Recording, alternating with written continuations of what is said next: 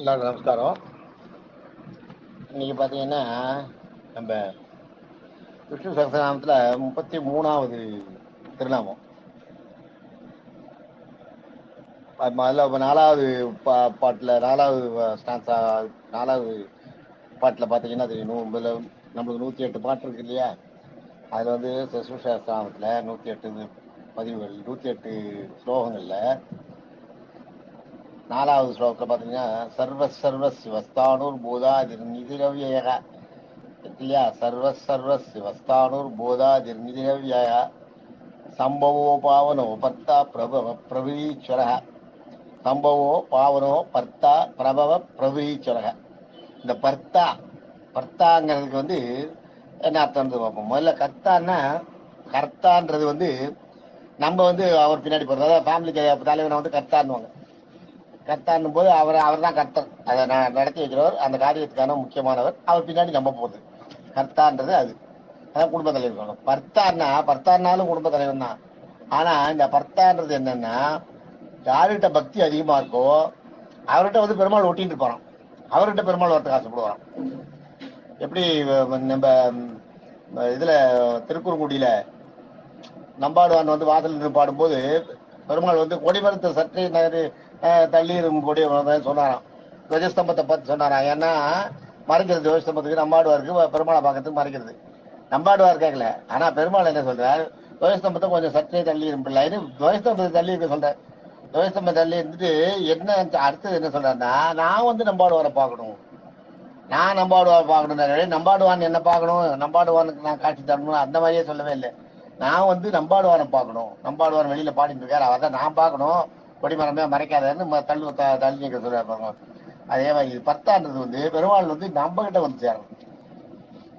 நம்மளுடைய பக்தியை பார்த்துட்டு பெருமாள் நம்ம விரும்பி நம்ம கிட்ட வந்து சேர்றதுதான் இந்த பர்த்தான. இந்த பர்த்தான்ற நாமம் அதை இப்ப சொல்றேன் பாருங்க எப்படின்னு. நம்ம ஏகநாதர் கதை இருக்கு, ஏகநாதர் கதையை சொன்னோம்னா தெரியும். ஏகநாதர் கதை மாதிரியே தமிழ்நாட்டில் வந்து திருவிசநல்லூர்ல ஐயாவாழ்னு ஒருத்தர் இருந்தார். திருவிசநல்லூர் கும்பகோணம் பக்கத்துல, திருவிசநல்லூர் கும்பகோணத்துல பக்கத்துலயே இருக்கிற சிவம் 247 சிவஸ்தலங்கள் அதுவும் ஒண்ணு. திருவிசநல்லூர்ல ஐயாவாழ்னு ஒருத்தர் இருந்தார், பெரிய ஞானி, சங்கீத நிபுணர், பயங்கர சங்கீதம் அவருக்கு நிறைய தெரியும். அந்த ஊர் ஜனங்களே அவரை ஒரு தெய்வமா தான் வழிபட்டு வந்தாங்க.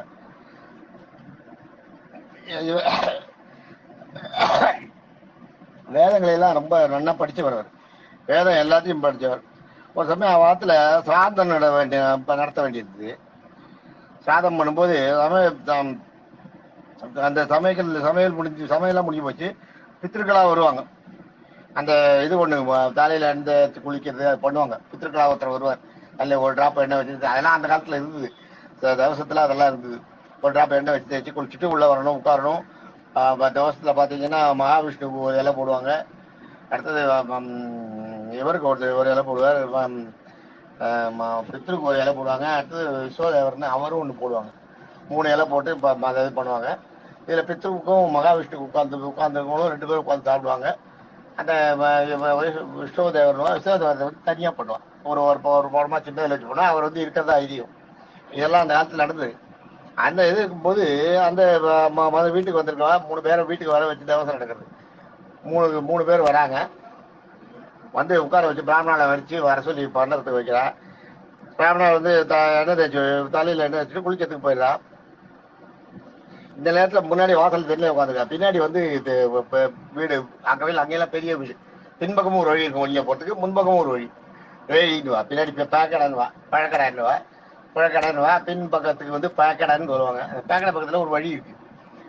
இந்த வார்த்தையெல்லாம் இப்ப ரேழி பேக்கடையெல்லாம் இது நம்ம இதுல கேட்கவே இல்லை இப்போதைக்கு. கொஞ்ச நாளா அதே இன்னமும் வர்றது, இதுல வரும்போது எனக்கு தோன்றது.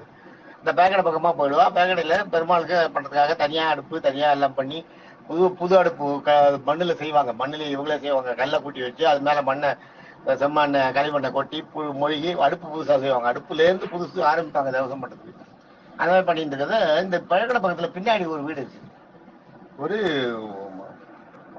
வீடு இருக்கு.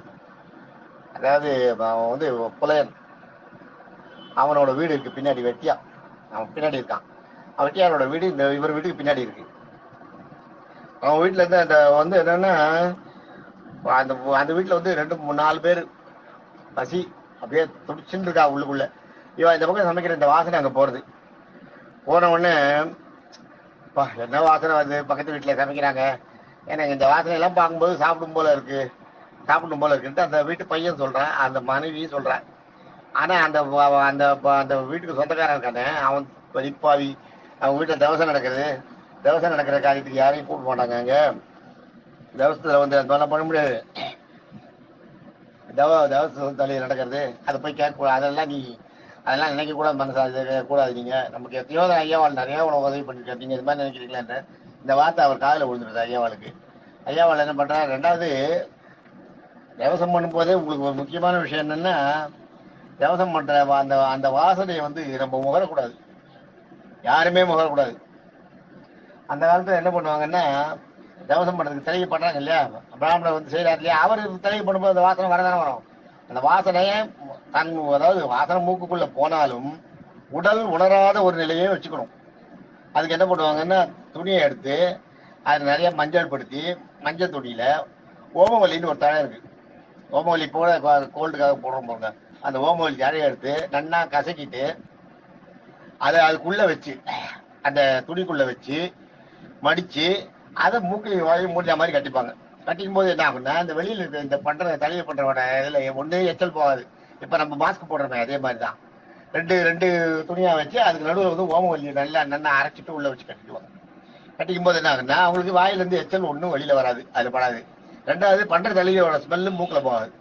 என்ன பித்திருக்களுக்கு போய் சேர்றது, பித்திருக்களுக்கு மூக்குல நம்ம முகந்துட்டாலேயே நம்ம சாப்பிட்டு பித்திருக்களுக்கு கொடுக்குற மாதிரி அது மகா தோஷம் ஆகாது. அதனாலதான் காக்காய்க்கு சாதம் வைக்கும் போது நம்ம சாப்பிட்டு மிச்சத்தை கொண்டு போய் காக்காய்க்கு வைக்க கூடாது. நாய்க்கு எங்கேயாலும் ரோட்ல போட்டு போகலாம், வேற பறவைகளுக்கு கூப்பிட்டு போகலாம். காக்காய்க்கு வைக்கிறது அது பண்ணவே கூடாது. நிறைய பண்ண அன்னத்துல கொஞ்சம் கொண்டு போய் வைக்கணும், அவ்வளவுதான். இவருக்கு என்ன பண்றா, இவர் வந்து தலையை பண்ணிட்டு அவர் கேட்ட உடனே இவருக்கு சாஸ்திர சம்பிரதாய பிரகாரம் அவங்க ஸ்மெல்ல அவங்க பண்ணிட்டாங்க, மூந்துட்டாங்க. அது பெருமாளுக்கு பண்ணக்கூடாது, மறுபடியும் நம்ம பித்ரு இருக்க காரியங்களுக்கு அதை யூஸ் பண்ணக்கூடாது, அந்த தலையப்பட்டதை. என்ன பண்ணலான்னு உடனே என்ன பண்ற, அந்த பசங்க வேற எல்லாம் கேட்கறான்னு உடனே அவ்வளவு தலையை அப்படியே எடுத்துன்னு போய் அவ வீட்டுல கொடுத்து, நீங்க சாப்பிட்டுக்கோ எல்லாரும், என்ன வயிறாறு சாப்பிடுங்கன்னு சொல்லிட்டு அவகிட்ட கொண்டு போய் கொடுத்துரு. கொடுத்துட்டு மறுபடியும் இங்க வேற ரெடி பண்ற, வேற ரெடி பண்ணி தேவசத்தை கூப்பிட்டா அவங்க வரமாட்டேன்ட்டான். நீ தயார் பண்ணது பித்திருக்களை கொடுக்கணும் தான் தயார் பண்ண, அவளுக்கு கொடுக்கறத விட்டுட்டு நீ அவளுக்கு தண்ணி கொண்டு போய் அவகிட்ட கொடுத்துட்டு இது மறுபடியும் இப்ப நீ பண்ணி நீங்க பண்றதை வந்து நாங்க ஏத்துக்க மாட்டோம், எங்களால பண்ண மாட்டோம். இதுக்கு நீ வந்து இந்த பஞ்சமனுக்கு திதியில நீ வந்து அன்னமிட்ட பாவம் அது போகாது உன்னை விட்டு, அது நீ போறதுக்கு நீ கங்கையில முழுகணும், கங்கையில மூழ்கிட்டு வா, கங்கையில மூழ்கிட்டு வந்தப்பறம் சிராத்தம் பண்ணுன்ற. இவன் அன்னைக்கு சிராத்த நேரம் போயிடா நீ போறதுக்குள்ள, கங்கையில மூழ்கிட்டு வந்தப்பறம் சிராத்தம் பண்ண முடியுமா, மறுபடியும் இன்னொரு தலையே ஆயிடுச்சு எல்லாம். உடனே என்ன பண்றாரு, போய் இந்த ஐயாவாள் கணத்தாங்கரையில் இருக்கிறார், கணத்தாங்கரையில இருந்து கணத்துக்கிட்ட வேண்டார், கங்கையை வேண்டார், எனக்கு வந்து இது கொடு, இந்த தவசத்தை நடத்தி கொடுக்கறதுக்கு எனக்கு உதவி, எனக்கு உதவி பண்ணு, நான் ஒண்ணும் பண்ணல, அவன் பஞ்சவனவன் முடியாதவன், அவன் வெட்டியான், அவனுக்கு வந்து சாப்பிடல, பசி இல்லாத குழந்தைகள் வீட்டுல தவிச்சிட்டு இருக்கு, அவளுக்கு தவிக்கிறான், என்னால பொருட்களை கொடுத்துட்டு அந்த. உடனே என்ன பண்ற, கங்காதேவி என்ன பண்றா, அந்த கிணறு பொங்கி வருது, கிணறு பொங்கி வாட்டுக்கு மேல வருது. வந்த கணத்துல எல்லாம் வருது, கங்கையில என்னென்ன வரும், கங்கையில ஆரத்தி எடுத்துட்டு அந்த கற்பூரம் தட்டு அந்த வெத்த பாக்கு பழம் பூ கங்கைக்கு சமர்ப்பிப்பாங்க இல்லையா, அதெல்லாம் வருது. கிணத்துக்குள்ள இருந்து பொங்கி கிணறு ரொம்ப கொட்டி வந்துட்டே இருக்கு தண்ணி, வந்து ஓடுறது, ஊரெல்லாம் ஓடுறது. முதல்ல வீட்டுல வீட்டுக்குள்ள அப்படியே தண்ணி ரொம்பிட்டு எல்லாரும் அப்படியே பார்த்துட்டு, அடுத்து தெருவில் ரொம்பிட்டு, தெருவெல்லாம் ஃபுல்லாச்சு, எல்லாரும் பயந்தா. அடுத்தது ஊர் போல பரவ ஆரம்பிச்சிது தண்ணி, குடத்துல இருந்து வர தண்ணி, கிணத்துல இருந்து வர தண்ணி நிற்கவே இல்லை, ஒண்ணுமே பண்ண முடியல. அப்புறம் எல்லாரும் போய் இப்ப ஈஸ்வரன் சன்னதியில போய் அங்க நின்று வேண்டாம், இந்த மாதிரி ஊரே இதாது, ஊர்ல எங்க பார்த்தாலும் முழங்கால தண்ணி வந்துருது, முழங்கால அளவுக்கு தண்ணி வந்துட்டு, ஆனா கிணத்துல இருந்து வர தண்ணி நிற்கவே இல்லை, இன்னும் கொஞ்சம் போனா முழிடும் போல இருக்கு ஊரே. உடனே போய் ஈஸ்வரன் கிட்ட வேண்டாம், ஈஸ்வரன் சார் நீங்க அபச்சாரம் பண்ணிட்டீங்க, ஐயாவாள் வந்து பசித்து இருக்கிறவனுக்கு கொடுத்தது வந்து அந்த அதுலதான் நிறைய அவருக்கு புண்ணியம், அந்த சாதத்தை நாங்க வயிறார உண்டோம் அப்படின்னு ஈஸ்வரன் சொல்றார். ஈஸ்வரனும் மகாவிஷ்ணுவும் சொல்றாரு, நாங்க சாப்பிட்டோம் அதை, எங்களுக்கு அவர் சாப்பிட்டது வந்து எங்க வயிறு ரொம்பிட்டு, எங்களுக்கு ரொம்ப சந்தோஷம், ஆனா அதை நீங்க ஏத்துக்கல அப்படின்னு நான் சொல்றேன். அப்ப எல்லாரும் மனுச்சுக்குன்னு சொல்லிட்டு வேண்டி விரும்பி இந்த கங்கை வரது பொங்கறது நிற்கணும், நாங்கள் வராத்தில் ஐயாவளத்தில் தேவசம் படத்துக்கு அலோவ் பண்ணுறோம்னு சொல்லி எல்லாரும் வேண்டப்பறம் இருந்தது. இது இப்போ இருந்தது, கொஞ்ச நாளைக்கு முன்னாடி இருந்தது இந்த இது. அதே மாதிரி அதுதான் இதே மாதிரி ஏகநாதர் கதையிலையும் இருக்கு. ஏகநாதர் கதை கொஞ்சம் பெருசு, கொஞ்சம் அவரோட பிறப்பு அந்த இது வரைக்கும் சொல்லிட்டு அதோட இந்த நிறுத்திக்கிற, நாளைக்கு மீதியை தொடருவோம். ஏகநாதருக்கு வந்து ஏகநாதரோட பாட்டா பானுதாசன் தாத்தா பானுதாசன் மிகப்பெரிய ஞானி முனிவர். அந்த ஊரை வந்து ராமாயர்னு ஒரு அரசன் ஆண்டு வந்தான்.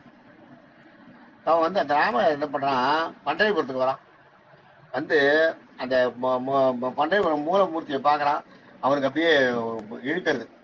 அந்த மூலமூர்த்தியை பார்த்துட்டு அவ்வளோ அழகு, கொள்ள அழகா இருக்காரு பாண்டிருக்காரு. என்ன பண்ற ராஜா இல்ல, ஆளை கூப்பிட்டு இந்த இடத்துல வந்து நம்ம அரண்மனையில் வைப்பா, அந்த இவரை கொண்டு நம்ம அரண்மனையில் பிரதிஷ்டை பண்ணு அப்படின்னு சொன்னார்.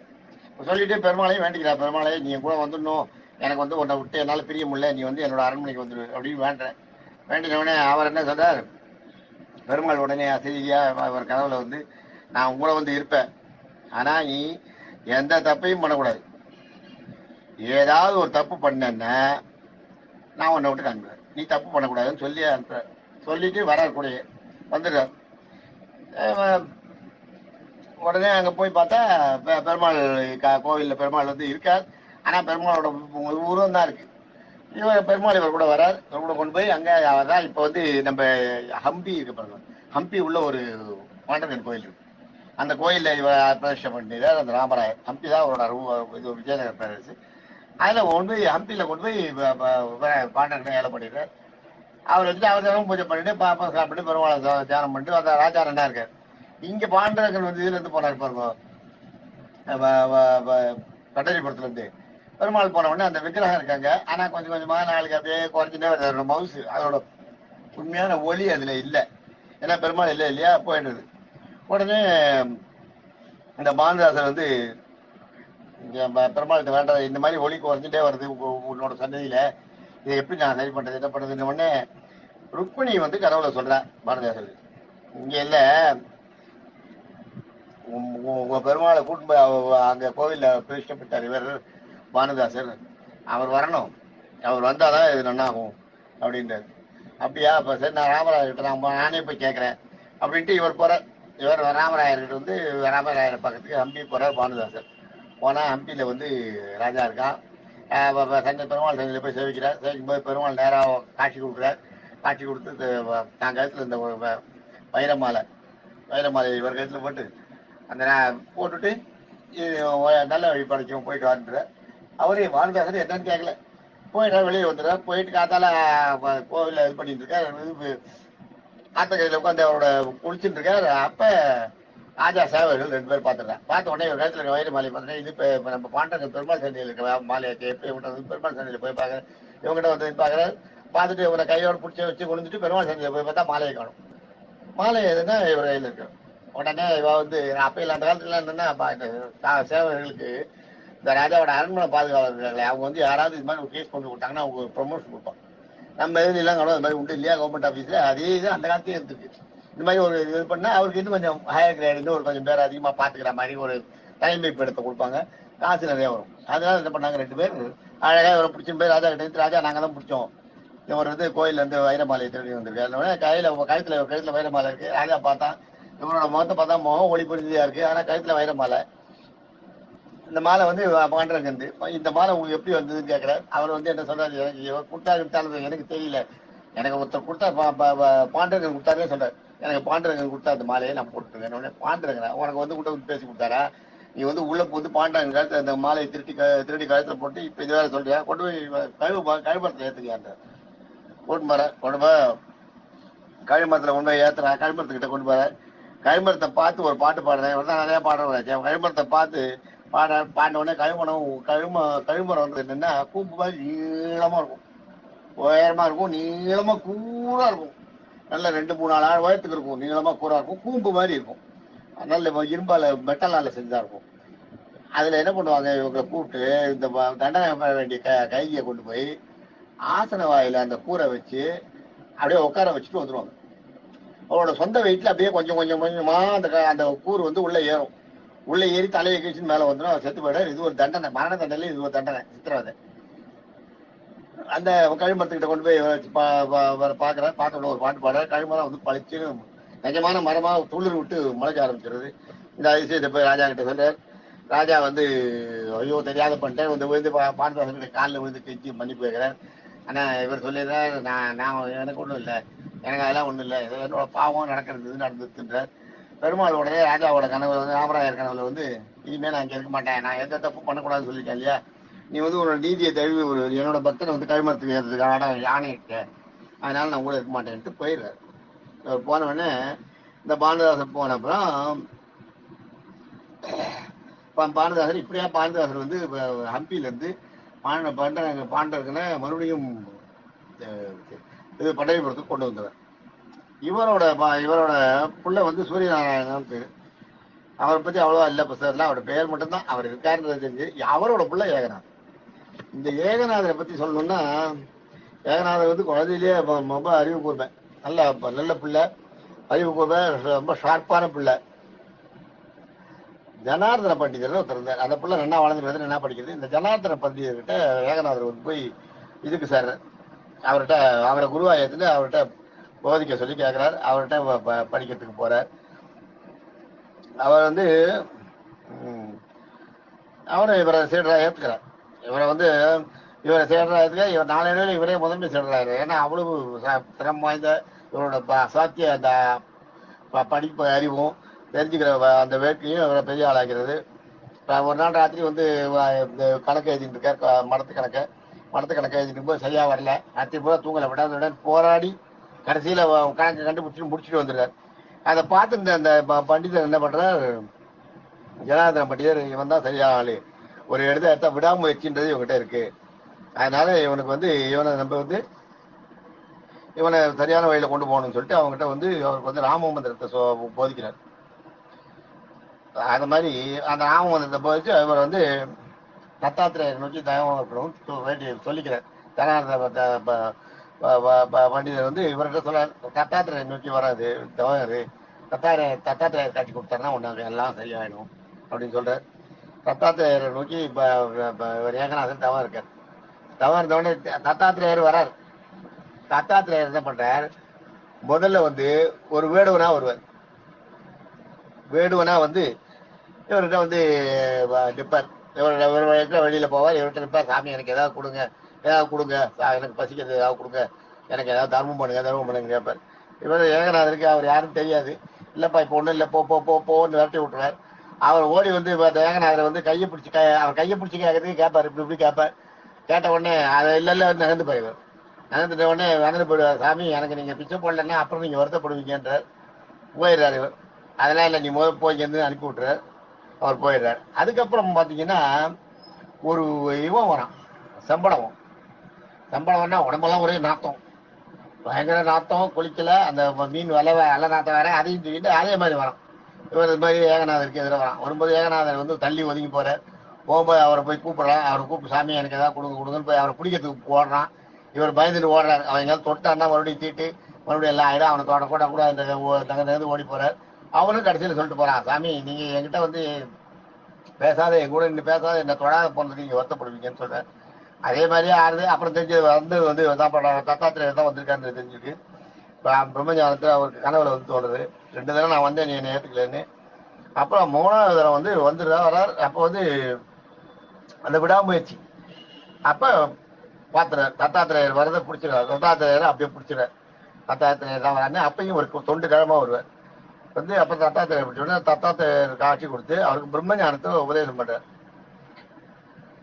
பூலோகத்துல வந்து இதெல்லாம் போயிட்டு இருக்கு, கழிஞ்சுட்டே இருக்கு. பூலோகத்துல ஆஸ்திகம் வந்து போயிட்டே இருக்கு, நாஸ்திகம் தான் அதிகமா இருக்கு. அதனால நீ என்ன பண்ணு, நம்ம சான்ஸ்கிரிட்ல வால்மீகி ராமாயணம் இருக்கு இல்லையா, வால்மீகி ராமாயணத்தையும் பாகவதம் சுகர் சொல்லி வியாசர் எழுதின பாகவதம் 2ஐயும் நீ வந்து மராட்டி மொழியில எழுதி அதை வந்து நீ ஜனங்களுக்கு கொண்டு போ, அவங்களுக்கு எல்லாருக்கும் கொண்டு போய் தரணும், எல்லா கோயிலையும் உபன்யாசம் இருக்கணும், அது மாதிரி கொண்டு போய் அந்த பணியை செய்ய, அப்ப ஜனங்களுக்கு வந்து அந்த இது உண்டாகும் அப்படின்னு சொல்லிட்டு அவர் வந்து போயிடுறார். இவனா அதை அதுக்கு எழுதி அதை அந்த இதை பண்ற சாமானிய உபன்யாசம் பண்ணிட்டு இருக்காரு ஏகநாதன். இதோட இன்னைக்கு முடிச்சுப்போம். உங்களுக்கு சாதாரணமாக பார்த்தீங்கன்னா நாளைக்கு வந்து அதுக்கப்புறம் அவர் வாழ்க்கையில் நடந்தது இன்னொரு நாளைக்கு சொன்ன என்ன முடியும், ரெண்டாக பிரித்து சொல்கிறேன். ஏகநாதர் வந்து இப்படி பாகவத்துக்கும் ராமாயணத்துக்கும் வியாக்கியானம் சொல்லிட்டு உபன்யாசம் பண்ணிட்டு இருக்கார், எழுதிட்டு இருக்கார். அவர் எழுத உபன்யாசம் பண்ணுறாரு, வியாக்கியானம் பண்ணுறாரு தரம் கோவிலில். சாதாரணமாக பார்த்தீங்கன்னா வைஷ்ணவ பக்தியில் பார்த்தீங்கன்னா முதல் ஸ்டேட் வந்து மகாராஷ்டிரா தான். வைஷ்ணவ பக்தியில் முதல் ஸ்டேட் மகாராஷ்டிரா, அதுக்கப்புறம் யூபி, அதுக்கப்புறம் தான் தமிழ்நாடெல்லாம், மூணாவது தான் தமிழ்நாடு. ஃபர்ஸ்ட் வந்து மகாராஷ்டிரா தான். மகாராஷ்டிராவில் நிறைய வந்திருக்காங்க பக்தர்கள், வைஷ்ணவ பக்தர்கள் நிறைய இருந்திருக்காங்க. ஆக இது மாதிரி அவருடைய இது வந்து ஏகநாதரோட கதை. ஏகநாதர் கதையில வந்து பாதி தான் சொல்லியிருக்கேன், இன்னும் மீதி சொல்லுவேன். நாளைக்கு சந்திப்போம். நாளைய தொடரில் மீதி ஏகநாதருடைய கதை. தேங்க்யூ.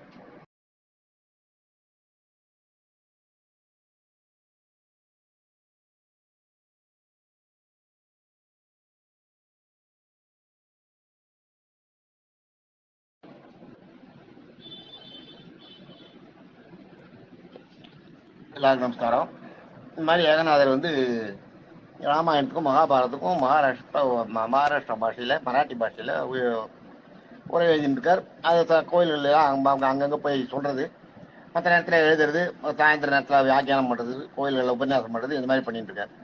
இதில் அங்கே இருந்த சில ஜனங்களுக்கு இவங்க எங்கே மகாராஷ்டிராவில் இவ்வளோ பெரிய இதெல்லாம் எழுத முடியும்னு கிண்டல் கேலியாக பண்ணுறது. ஒரு தடவை இவர் அது மாதிரி சொல்லும்போது, ராமாயணம் உபன்யாசம் பண்ணிட்டு இருக்கும்போது 2 பேர், உனக்கு என்ன தெரியும் என்னமோ சொல்கிறான்னு பாருங்க. அந்த இடத்துல என்னென்னா அஞ்சனேயர் வந்து விஸ்வரூபம் எடுக்கிற சீனை சொல்லிட்டு இருக்கார். சேதுக்கரையில் விஸ்வரூபம் எடுத்து லங்கையை தாண்டறதுக்கு ரெடி ஆகிறார் இல்லையா, அந்த இடத்துல சொல்லிட்டு இருக்காரு. அப்போ இவருக்கு தன்னறியாக இவராக எழுந்துக்கிட்டு அந்த விஸ்வரூபம் எடுக்கிறத சொல்ல இவரோட உருவம் பெருசாகிட்டே போகிறதான். கோயில் கோபுரங்கள்லாம் தாண்டி அது மாதிரி உச்சியில் வந்து போய் சுற்றி இருந்த ஜனங்கள்லாம் மிரட்டு போய் எல்லாரும் வாம்புற வேண்டாம். அதுக்கப்புறம் இவர் வந்து அந்த நிதானிச்சு இவருக்கு அப்புறம் அந்த உருவம் சுருங்கிதான். அதுலேருந்து தான் எல்லாரும் பயந்தாலாம் இவர்கிட்ட. ராமாயண சொற்பொழி இவர் உண்மையான அன்பு மனசோட தான் பண்றாரு, உண்மையான பக்தியோட தான் பண்றாருன்னு எல்லாரும் ஏத்துட்டேன். அப்ப அதுல வந்து இவருக்கு ரொம்ப பிரபலம் ஆயிடுச்சு. இதை பார்த்துட்டே இருந்ததுல ஒரு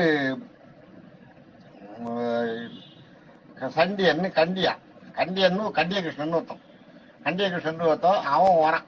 அவன் அந்த பக்கம் வரும்போது அந்த கண்டிய கிருஷ்ணன் வரும்போது இவர் இந்த மாதிரி பண்ணிட்டு இருக்காரு. பதிரி இவர்கிட்ட வந்து கேட்கிறாரு, சுவாமி நான் வந்து எனக்கு சம்பளமாலாம் எதுவும் வேண்டாம், எனக்கு யாரும் கிடையாது, எனக்கு சாதம் போட்ட போகிறோம், நான் உங்களுக்கு கூட இருந்து வேலை செஞ்சுட்டு இருப்பேன், பெருமாளோட பிரசாதத்தை கொடுங்கன்னு சொல்கிறேன். சொன்ன உடனே சரின்னு ஒத்துக்கிறாரு அவர். சம்பளம் தேவையில்லை, பிரசாதம் கொடுத்தா போகிறோம், சாதம் போட்டா போகிறோன்னு தானே. சரி, அவருக்கு ஒரு உதவிக்கு ஒரு ஆள் வேணும் இல்லையா, அதை பண்ணிக்கிறார். இவர் ராம தீபதுவெல்லாம் எடுத்து வைக்கிறது, பூஜைக்கு தேவையான பொருள் எல்லாம் எடுத்து வைக்கிறது, இந்த வேலையெல்லாம் ரொம்ப சுறுசுறுப்பா இந்த கன்னியா கிருஷ்ணன் ரொம்ப சுறுசுறுப்பா செய்வார், எல்லாம் செஞ்சு வைக்கிறார். அது மாதிரி அந்த இதெல்லாம் சொல்லும்போது, ராமாயணம் பாரதத்தை எல்லாம் சொல்லும்போது இந்த சஞ்சய் கிருஷ்ணன் பக்கத்துல இருந்து கேட்கும்போது அப்படியே அதிலே ஈடுபட்டு அப்படியே மனம் லயிச்சு போய் சிரிச்சுட்டு அப்படியே தலையை ஆட்டி ஆட்டின்னு கேட்பாரான். அதை பார்த்த உடனே இவருக்கு மேகநாதருக்கு, இவன் என்ன படிப்பு இதெல்லாம் இல்லாதவன், ஆனா கூட பக்தி நிறைய இவனுக்கு, கண்ணில் தண்ணி கொட்டுறது அப்படியே நம்ம சொல்ல கேட்க கேட்க என்ன இவனோட பக்தி ரொம்ப சிறந்த பக்தி, ரொம்ப பக்திமான் போல இருக்கு அப்படின்னு நினைச்சுக்கிறார். அது மாதிரி ஒரு தடவை என்னன்னா, ஏகநாதரோட அப்பாவுக்கு சிராத்தம் வருது. சிராத்தம் வரும்போது அந்த அப்பெல்லாம் வீட்டில் இப்போ சிராத்தத்தில் பின்னாடி வச்சு பண்ணுவான், பின்னாடி இது வச்சு பண்ணுவான், கோட்டை அடுப்பு மூட்டி அதில் இது வர வச்சு அது அப்படிலாம் பண்ணுவான். இந்த திருவிசநல்லூர் ஐயாவாள் இது பண்ண மாதிரியே தான் இதுவும் அங்கே பின்னாடி வச்சு சமைக்கிறான். எல்லாத்தையும் சமைக்கும்போது அந்த தோட்டக்காரனுக்கு நிறைய குழந்தைகள், அந்த வீட்டு தோட்டக்காரனுக்கு அந்த தோட்டத்தில் சமைக்கும் போது அவங்க வீடு அதுக்கு அந்தாண்ட பக்கம் இருக்கு பாருங்க, அவனுக்கு இந்த வாசனை ஏற்றுறது. அவன் எப்படியோ மூந்துட்டு சொல்றான், ஆஹா என்ன அருமையா இருக்கு வாசனை, இதை நம்ம சாப்பிட்டா அவ்வளோ நல்லா இருக்கும், இது எங்க நம்ம கடைக்கு போறது அப்படின்றாலும். அது இவர் ஏகநாதர் காதில் விழுந்துருது. உடனே இத்தனை பசங்க எல்லாம் பண்ணி கிடக்கு, நம்ம இப்படி நைவேத்தியம் பண்ணி இப்போ தவசம் பண்றதுக்கு பண்றோமே, எல்லாரையும் வர வச்சு இருக்கட்டும் பரவாயில்ல. அதோட நம்ம தவசத்துல இன்னொன்னு இதை அந்த பொண்ணு மூந்துட்டேன்னு சொல்றா, அவகிட்ட கொடுத்துடலாம், அவ சாப்பிட்டுட்டோம், நம்ம வேற சிம்பிளா பண்ணி பெருமாளுக்கு வேலையை பண்ணி நைவேத்தியம் பண்ணி தேவசத்தை பிடிச்சிக்கலாம் அப்படின்ட்டு பண்ணி இதெல்லாம் கொண்டு அவகிட்ட கொடுத்துட சொல்றாரு. அது பழகிற பக்கம்னா பழக்கிற பக்கத்து வழியாவே வழி இருக்கும் பின்ன வெளியில போறதுக்கு. அந்த காலத்து வீடு எல்லாம் பாத்தீங்கன்னா முன்னாடி நுழையலாம், பின்னாடி வழியா வெளியில போகலாம். அது மாதிரி பழக்கமா எல்லாத்தையும் அமைச்சிடுறாரு. வாசல்ல இந்த பிராமணத்தை சாப்பிடறதுக்கு இந்த வரிச்சு சாப்பிடறதுக்காக உட்காந்துருக்க 3 பேர் உட்காந்துருக்கா வாசல்லையே. அவளுக்கு தெரியல, அது பின்னாடியே எல்லாத்தையும் அமைச்சிடுறேன். அமைச்சிட்டு மறுபடியும் வீட்டை எல்லாம் பொறுக்கி கிறுக்கி மொழி சந்தியா கிருஷ்ணன் வச்சுட்டு எல்லாம் மறுபடியும் பண்ணி மறுபடியும் எல்லாம் அந்த பொருளை எல்லாம் வாங்கி வச்சு மறுபடியும் இந்த எல்லாம் இவளுக்கு தோசை எல்லாம் ஆரம்பிச்சுடுறாரு, செய்யறாரு. அது அங்க கொடுத்துருக்கிறார. அது இந்த வந்து இந்த பிராமணத்தை வந்திருந்தவாளுக்கும் அதிதி வந்திருந்தவாளுக்கும் தெரிஞ்சு போகுது. பிராமணத்தை 3 பேர் வந்திருக்கா, அதிதி வேற ஒரு 4 பேர் இருக்கா. அவளுக்கு தெரிஞ்சு போகுது. எல்லாரும் சேர்ந்துட்டு ஒரே கரெக்டா பண்ண ஆரம்பிச்சு. அது எப்படி நீ இது மாதிரி பண்ணுவேன், இந்த தவசத்துக்கு பண்ண வேண்டிய தலையை நீ எப்படி அவளுக்கு கொடுத்துருப்புவேன், அதுவே தப்பு. அதாவது சேஷம் ஆயிடுச்சு உங்க வீட்டுல இனிமே நீங்க தவசத்துக்கு நாங்க வர சாப்பிட மாட்டோம் அப்படின்னு சொல்லிட்டு மாண்டு முடிச்சுட்டு இருக்கிறா. அப்ப இந்த இப்ப சண்டிய கிருஷ்ணன் வந்து சொல்றாரு ஏகநாதரிக்கு, இந்த மாதிரி ஆயிடுச்சா பார்த்துட்டு அது மாதிரி பண்றேன். ஒண்ணுமே கவலைப்படாதீங்க சுவாமி, நீங்க போய் நம்ம பாண்டரங்கனுக்கு வேண்டுங்க, அவருக்கும் பையன் பாண்டரங்கன் தானே உங்களுக்கு இந்த படத்துல தோணி இது மாதிரி பண்ண வச்சா, பாண்டரங்கனை வேண்டுங்கன்றார். பாண்டரங்கனை வேண்டார். போய் என்ன இது மாதிரி ஆயிடுச்சு, இப்படி ரொம்ப தன்னிப்பா இது மாதிரி ஆயிடுச்சு, தவசம் நடக்குமா நடக்காதான்னு தெரியல, எனக்கு வந்து வழி சொல்லுங்கன்ற. வந்துருக்க வந்த பிராமணத்துக்காக உங்க வீட்டுக்குள்ள வரதே பாவம், நீ வந்து சூதனுக்கு எடுத்து கொடுத்துற, தவசத்துக்கு பண்ணத சேஷம் ஆயிடுச்சு, இனிமே உங்க வீட்டு தவசத்தில் சாப்பிட வரக்கூடாதுன்னு சொல்றா அப்படின்னு போய் பாண்டவங்கிட்ட ரொம்ப கெஞ்சி கேட்கிறாரு. கேட்கும்போது பார்த்தா வாசல்ல திடீர்னு 3 பிராமணம் வர. யாரோ யாரோன்னா என்ன, அது மகாவிஷ்ணுவும் கருடர் வாரியம், மகாவிஷ்ணு பாண்டவர் வந்து கருடர் வாரியம் ஆஞ்சநேயரையும் கூப்பிட்டு வந்துடுவார் வாசல்ல. பிராமண வேஷம் போட்டு நேரம் வந்து, சுவாமி நான் வந்திருக்கேன், நான் உங்க பேரில் பிராமணத்தை சாப்பிடணும்னு சொன்னேன், யாரோ ஆள் ஓடுன்னு கேட்டேன், நான் வந்திருக்கேன், நான் உட்காரலாம் போகணும், எனக்கு போடுங்கன்னு ஆரம்பிச்சிடுறேன். வந்தோடனே இவ வெளியில பார்த்துட்டே இருந்தாள். இந்த இவெல்லாம் இவர் இந்த இதை சொல்லியிருந்தா இல்லையா, வரமாட்டேன் வாசல்ல முரண்டு பிடிச்சிருந்தாலே, அவெல்லாம் கோவில்ல போய் பெருமாள்கிட்ட ஹம்பி கோயில்ல போய் பெருமாள்கிட்ட வந்து இது மாதிரி சொல்றா, இது மாதிரி நடந்தது, இது மாதிரி ஏகனா இது மாதிரி பண்ணிட்டா, நாங்க என்ன பண்றது, இது கொடுத்து இது இல்லையா அப்படின்னு இவனை ஜாதியை விட்டு ஒதுக்கி வைக்கணும் அப்படி இப்படின்னு பேசிட்டு அங்க கோயில்ல உட்காந்துருக்கா. இந்த 3 பேர் நேரம் வீட்டுக்குள்ள வந்தா நாங்க பிராமணத்தை சாப்பிடணும்னு வந்து உட்காந்து சாப்பிட்டா. பிராமணத்தை சாப்பிட்டு உள்ள வேத மந்திரங்கள்லாம் உங்களுக்கு அவர்கிட்டே சொல்றாரு கண்டியா கிருஷ்ணன், சுவாமி உங்களுக்கு மந்திரங்கள்லாம் தெரியும், மந்திரங்கள்லாம் உங்களுக்கு தெரியும், நீங்க மந்திரங்களை நீங்க சொல்லுங்க.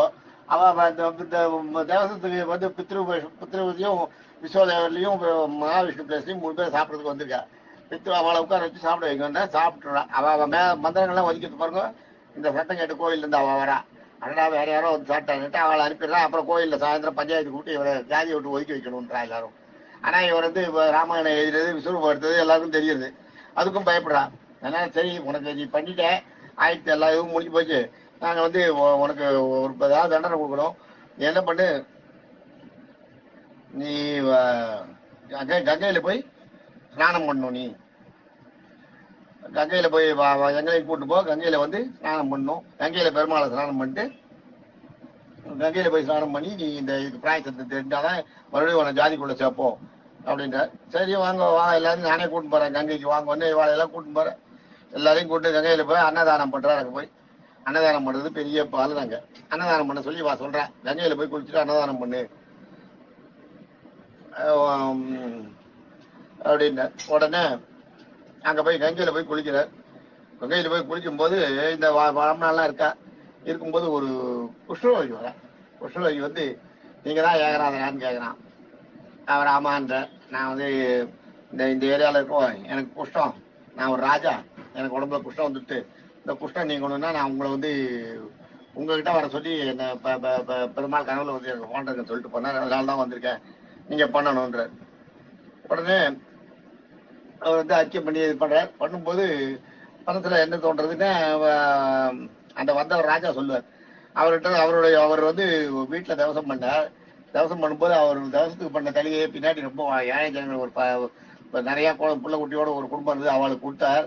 அவளுக்கு கொடுத்ததுல அவ 10-15 பேருக்கு அந்த வீட்டுல தலிகை தவசத்துக்கு பண்ண தலிகையை கொடுத்துட்டார். அதுல அவருக்கு நிறைய புண்ணியம் சேர்ந்து போச்சு. அதுல ஒருத்தர் சாப்பிட்ட புண்ணியத்தை உனக்கு கொடுத்தாருன்னா உனக்கு குஷ்டரோகம் சரியா போயிடும் அப்படின்னு சொல்லிருக்காரு அவர். அதனால அதை நீங்க பண்ணணும்னு ஏகநாதர்கிட்ட ராஜா வந்து கேட்கிறார், குஷ்டரோகி ராஜா.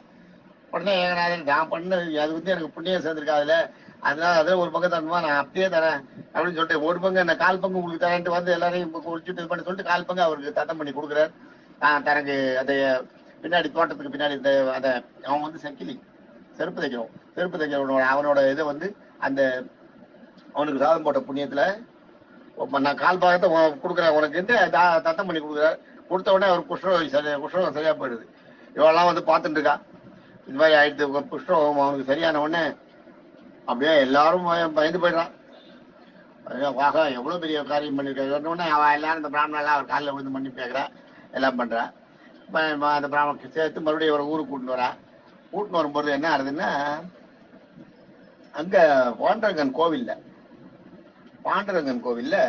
அந்த சிலைக்கு வந்து காலம் ஆக ஆக அப்படியே டல்லாயிட்டு போறது. சரியான அந்த அந்த சிலைக்கு அந்த ஒளி இருக்கும் பார்த்தீங்களா, அந்த ஒளி மங்கிட்டே போறது. இது என்ன பண்றதுன்னு அந்த பூஜை பண்றதுக்கு தெரியல. அவர் வந்து பெருமாள்கிட்ட கேட்கிறார். கேட்கும்போது ருக்மணி தாயார்கிட்ட நின்று இது மாதிரி ருக்மணி தாயாரத்துல என்ன இருக்கு, பழிச்சுட்டு இருக்கு.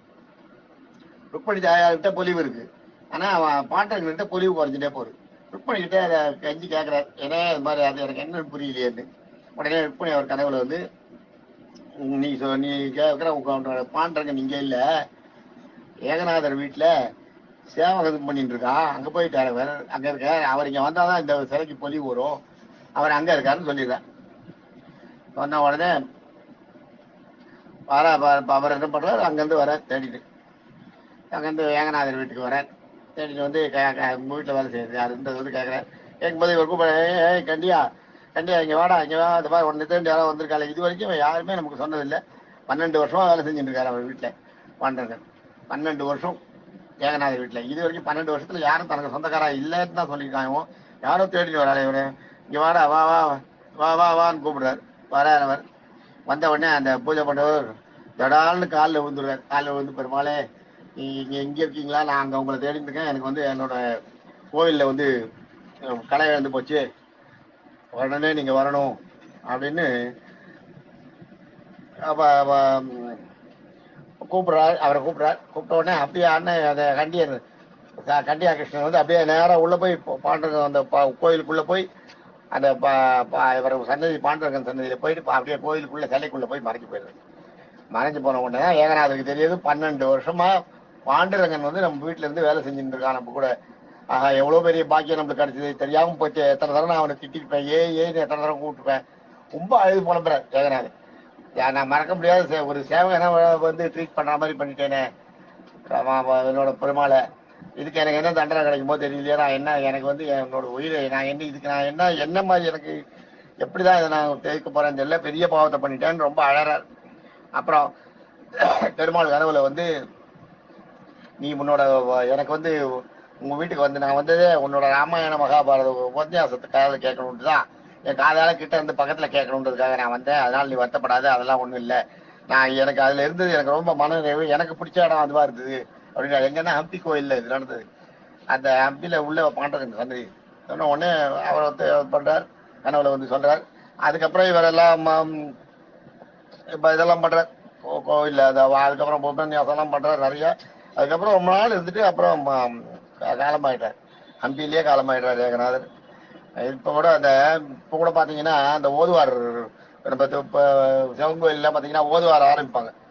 ஓதுவார் வந்து திருமுறை வாசிச்ச அப்புறம் தான் கற்பூரத்தி காட்டுவாங்க ஈஸ்வரனுக்கு, அது வரைக்கும் காட்ட மாட்டாங்க.